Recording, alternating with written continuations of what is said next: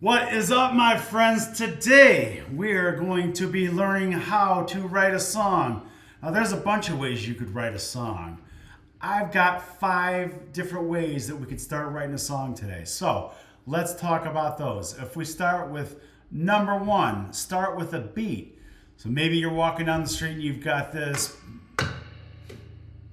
walking down the street and I got this beat. Something like that, something goofy. Or you could be way more pro like the guys in Queen. And I think it was the guitar player, Brian May. Maybe it was the bassist, John Deacon, or Roger Taylor, sorry. Not the drummer who came up with this beat. We will rock you, right? That was a beat-driven song, not necessarily music, even though beats are a part of music. It was not a guitar or piano that you would typically see on a beginning a song. So you could start just with beats. Okay, let's go to number 2, and that would be to start with chords. So let's say you were going to write a country song about getting a guitar for Christmas when you were 6 years old. You could do G, D, C, D chords, kind of those cowboy chords for a country sound, and you could.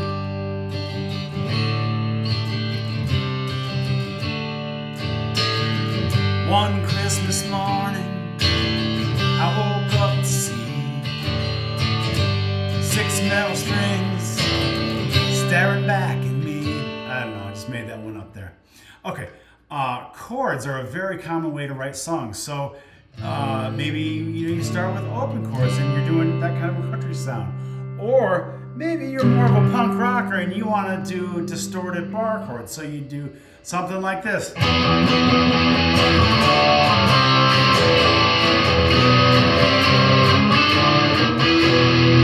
Okay, that's one way to do it. That's more of a faster beat, but you could certainly build a song off that. Get a little groove going in that E chord and come out with some words that would meet that kind of aggressive kind of energy.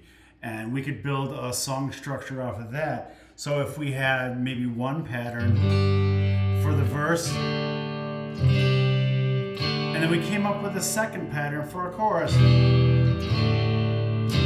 right? And maybe in the bridge we do something a little different. So that way we've got a structure and a rhythm that we kind of want to build the song around. Now, if we want to do something maybe a little bit more riff driven, number 3 we're gonna do here. Let's say you don't really want to go chords, you want to do a riff, and you came up with something like this.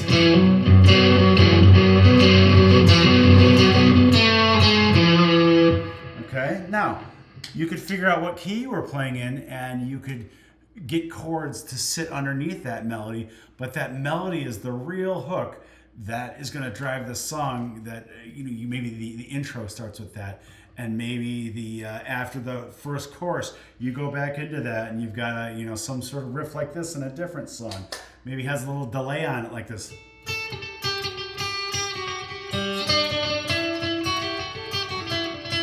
And that riff sits on top of chords, but that's really what defines that song. So you could think of a million songs, pop songs that are riff driven, and then they figure out the chords underneath it. Okay. One of the other interesting things you could do is if you were a 80s type rock band, that was your style, and you wanted to start with a bass line instead of chords or a melody.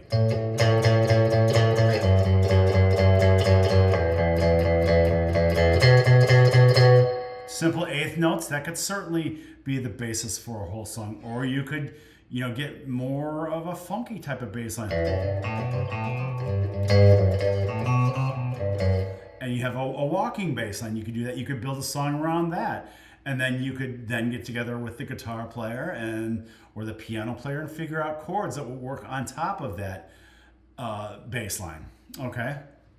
But number 5 is the one that I really like, because 1 through 4 are what I would call starting with an execution, meaning a beat, a chord, a melody or a bass line. And all those things are part of a song typically, but those aren't the concept of the song. The concept of the song to me is really what's important. What are the words that I'm going to say in the song? Could I write a story first, a poem, maybe something just a raw outline about what this song is about? Because I want to communicate a story. I want to communicate a feeling. Maybe I love somebody. I want to tell them how much I love them.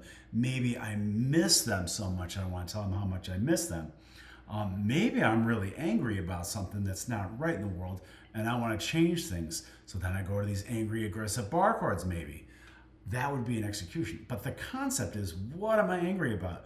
What am I sad about? Who am I in love with? Okay, that's my concept. So I like to do that one first, where I write out some words and I start doing verses and choruses. And now I can go and I can refine that concept and come back to it later and go, oh, this is going to make this song better. If I cut out that word, if I change these words to those words, great. Now that I've got a concept that's solid, okay, now I'm going to start doing some chords. I'm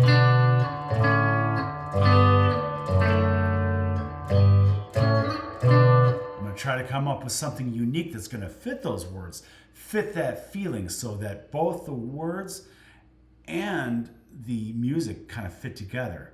Okay, so I like to be concept driven as opposed to execution driven, which would be starting with the music first. You can do it both ways, all 5 ways. And there's a million other ways to write a song, right? You could just have an idea in your head and just start doing something different. Do a triangle, clap your hands, doesn't matter. Come up with something unique. That's what the world needs. We need unique music, new music, not just the same music over and over and over again. So when I think of a band that really nailed how to write songs, I think of Pink Floyd, okay? You had a conceptual genius in Roger Waters.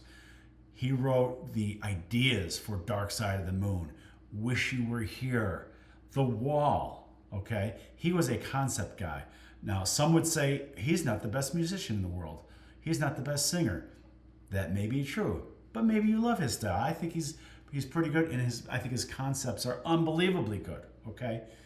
He didn't need to be the best musician in the band because he had David Gilmour playing guitar. He had David Gilmour singing. He had Nick Mason playing drums. He had Rick Wright doing those unbelievable chords on piano and keyboard. And they had other musicians behind them too. But the concept was super strong. Dark Side of the Moon, you can listen to that album all the way through. Not one bad song on it. They're all good. The Wall, you can listen to it all the way through. Every song is good. Not only is the concept strong, but the execution of every instrument is super strong. So I like to start with the concept first. Another band in that realm, Steely Dan. Okay, you had Walter Becker and Donald Fagen, a duo that were coming up with these concepts for songs, these ideas, chords, and all that stuff. And what they did is they brought in the best studio musicians in the world, guys like Jay Graydon and Larry Carlton and Denny Diaz. These guys came in and did these killer guitar solos. Bernard Purdy played the drums on, I'm thinking of Peg specifically, and there was a bass player, Chuck Rainey did the bass line on Peg.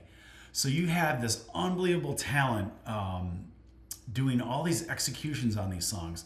But first, the concepts were great. So that's why I like starting with number 5, actually, which is start with words, create a concept, then go back and do those executions like bass lines, melodies, chords, and beats. But you don't have to do everything I say. You could do it your way. You could start with a beat, just like Queen did. You could start with chords, like maybe Oasis did. Or you could come up with a melody or riff, like The Cult did or The Cure did.